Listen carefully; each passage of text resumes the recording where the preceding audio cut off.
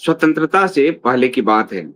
उस समय भारत की जनसंख्या करीब 38 से 40 करोड़ होती थी। लेकिन उस वक्त गोवंश की जनसंख्या आप जानते हैं कितना था? गोवंश की उस समय जनसंख्या 117 करोड़ थी। कितनी थी? 117 करोड़। वर्तमान में भारत की जनसंख्या 150 करोड़ हो गई है। लेकिन आप जानते हैं कि गोवंश की जनसंख्या कितनी? गोवंश में वृद्धि होनी चाहिए, पर ये गोवंश की जनसंख्या सिर्फ 17 करोड़ रह गई।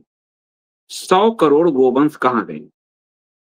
और गोवंश भी प्रजनन के जरिए अपनी जो आगे की पीढ़ी को बढ़ाते हैं, उनके भी बच्चे होते हैं। और ये 100 करोड़ गोवंश भारत से कहाँ गायब हो गए?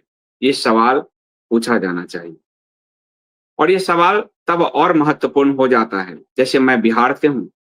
बिहार में जो देसी गोवंश था, वो पूरा ही समाप्त हो गया, मिथिला आदि का। वो कहाँ चला गया?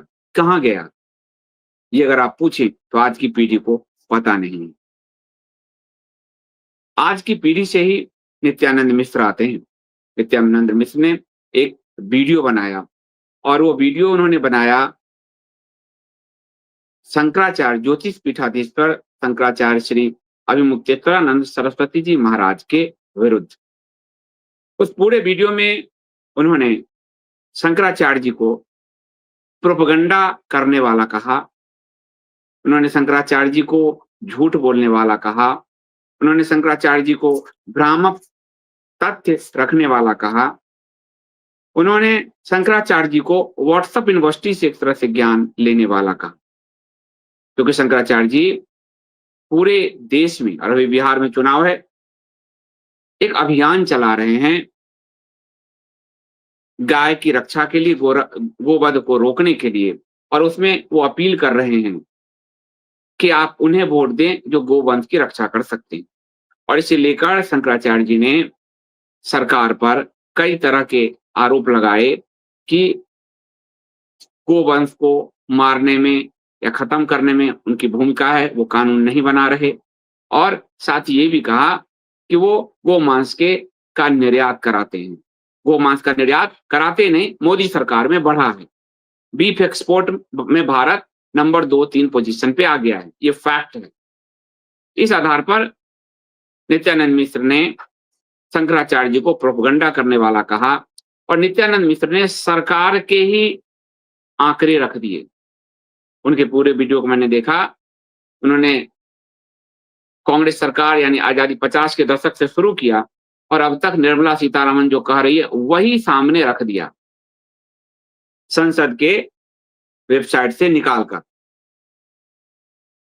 इसमें नित्यानंद मिश्र चूंकि पत्रकार नहीं है, इसलिए उनको खोजी रिपोर्ट क्या होता है ये उनको नहीं पता है। सरकार जो आंकड़े दे रही है उसे ही वो सच मान रही है। सरकार ने कहा 2G स्पेक्ट्रम घोटाला नहीं हुआ क्योंकि राजा आदि बरी हो गए, तो नित्यानंद मिश्र मान लेंगे कि 2G घोटाला नहीं हुआ, क्योंकि सरकार ये कह रही है। जब सरकार के कहे कोई कहा जाएगा तो पत्रकारिता तो दम तोड़ देगी। पत्रकारिता का मतलब क्या हो जाता है? सरकार के आंकड़े और जमीन के धरातल में कितना अंतर है।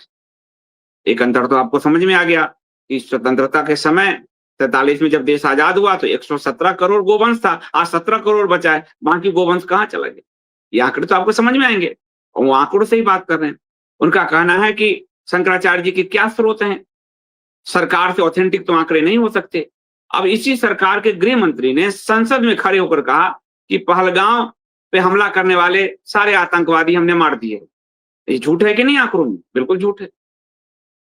सरकार ने इसी संसद में कहा पीओके हम लेकर रहेंगे, कोई माय का लाल नहीं रोक सकता। झूठ है कि नहीं? झूठ हुआ साबित।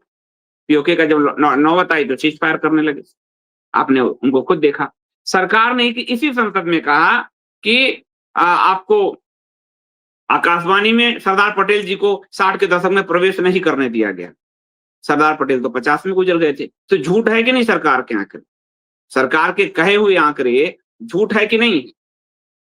तो सरकार की बात के आधार पर आप जो धर्मगुरु गांव-गांव जा रहे हैं, उनके आंकड़ों को आप झुठलाना चाहोगे तो ये सिर्फ सरकार का प्रवक्तागिरी हो जाएगा। लेकिन नित्यानंद मिश्र भी मेरे जानकार हैं। मैं उनसे यही कहूँगा कि आज जो मैं आंकड़े दे रहा हूँ, उस आंकड़ों को ध्यान से देखिए, उसको मिलाइए और इस सरकार की मंशा से उसको उसका मिलान कीजिए। आपको पता चलेगा कि आखिर भारत देश से 100 करोड़ गोवंश कहाँ चला गया और क्या कारण है कि 2% बीफ निर्यात जब एक समय मोदी जी ने सत्ता संभाली थी, 6 से जो है गोमांस और बीफ का निर्यात होने लगा। आज वो 20% पे बढ़ गया है। दुनिया में नंबर 2 और 3 हो गया है। आखिर क्या कारण है? क्या उसमें सिर्फ भैंस का मांस जा रहा है? या तो उनको जानकारी नहीं है या फिर सिर्फ सरकार पर भरोसा करने की उनकी आदत है, तो इस वजह से वो सरकार के आंकड़ों को ही ले रहे हैं। लेकिन आप लीजिए सरकार के ही आंकड़े, सरकार के पक्ष को ही प्रस्तुत कीजिए, लेकिन आप इतने बड़े शंकराचार्य जी से बड़ा कोई पद नहीं है, आप उनको प्रोपेगेंडिस्ट अगर कहें, ये उचित नहीं होता। तो आज सवाल ये होगा कि शंकराचार्य जी प्रोपेगेंडा कर रहे हैं या आप सरकार की तरफ से प्रोपेगेंडा कर रहे हैं, ये हम आंकड़ों से इसको देखेंगे।